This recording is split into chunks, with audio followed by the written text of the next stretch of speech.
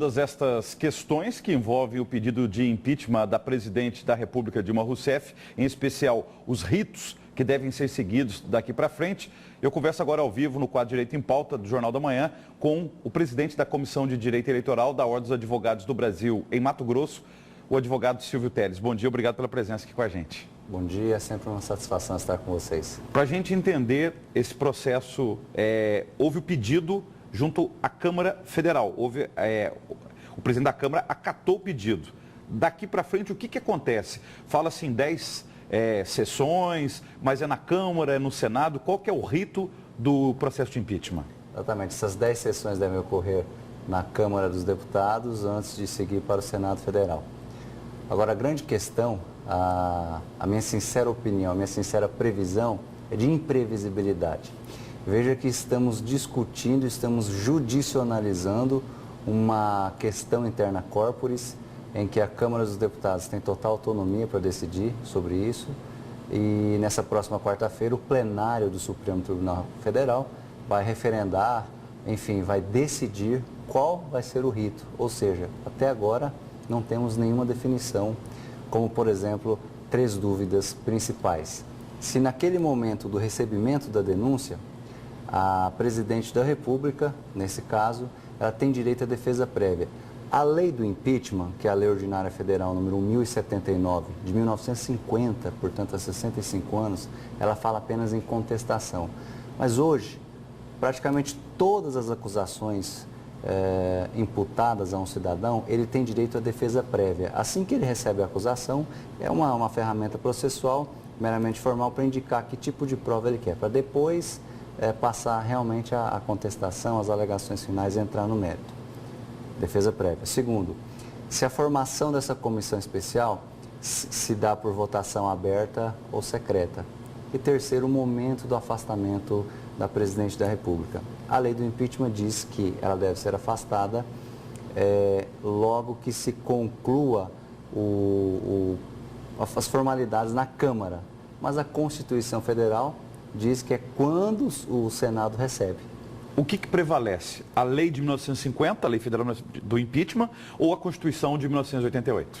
Nesse caso, eu não tenho dúvidas. A Constituição Federal, porque a Constituição Federal é a norma suprema da nossa hierarquia.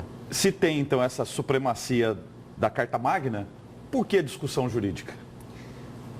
Alguns juristas estão dizendo, isso corredores de Brasília, que é um ponto de partida para um grande desdobramento, de uma grande discussão judicial, para se chegar a uma invalidação, a um reconhecimento de parte da lei como inconstitucional, como mais uma manobra para tentar se defender do impeachment. Mas olhando por outro lado, também é uma forma de colocar o impeachment na pauta política do país também, porque enquanto não se decide juridicamente, vira-se o ano, entra-se em 2016 e esse assunto vai rolando por 2016 ao invés de haver uma definição até o início do ano, por exemplo. Exatamente, uma insegurança jurídica, uma insegurança econômica, apesar que quando foi multiplicado a notícia de que o presidente da Câmara recebeu denúncia, acho que alguns produtos na Bolsa de Valores aumentaram, né, com relação a isso, mas enfim, o risco, a confiança no Brasil aumentou.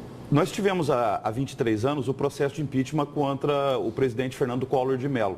Por que isso não se segue o rito daquela época? Porque aí até uma questão até mais recente do que a lei de 1950 e a Constituição de 88. Exatamente, é uma tendência, mas na nossa Constituição Federal há 2 princípios. O princípio de apreciação pelo judiciário, de lesão ou ameaça de lesão a direito, e o princípio de peticionamento aos poderes públicos.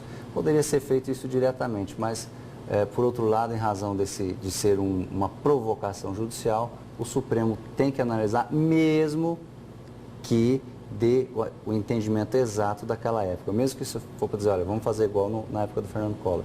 Mas, enfim, tem que dar essa resposta, alguma resposta. E para a gente ter um entendimento, em que momento então pode haver o afastamento da presidente do cargo? E também, mais do que isso, quem faz provoca esse afastamento? É a Câmara ou o Senado? Nós temos duas previsões legais.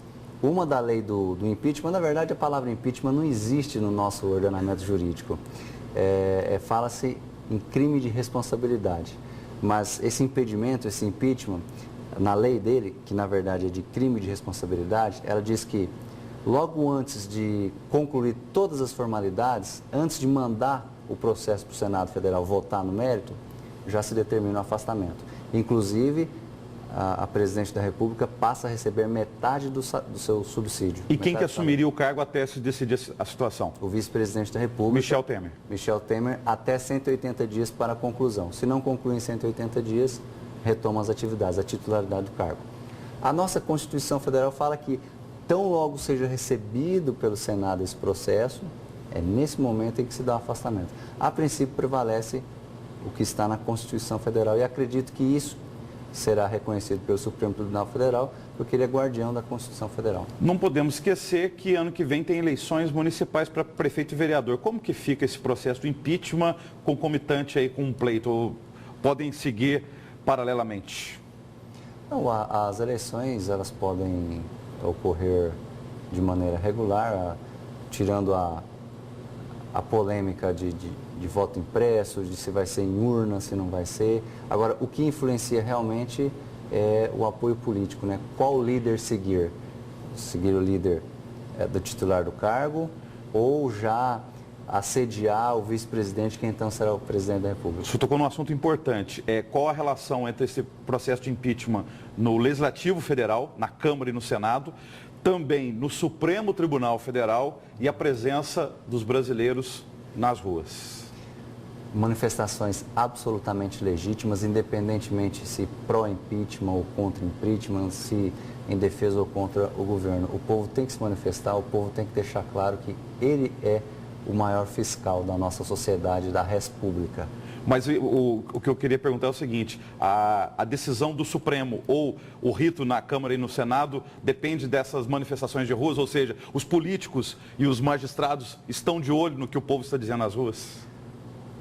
A justiça, o poder legislativo, ele existe para atender os anseios sociais e muito dificilmente não será atendido. A pressão popular é a melhor forma de mudar a forma da política, de melhorar a política. A pressão popular é a melhor forma de melhorar a política. Já dizia o saudoso Ulisses Guimarães, o que mete medo no político é a pressão popular. Obrigado pela presença. Boa semana. Obrigado, igualmente.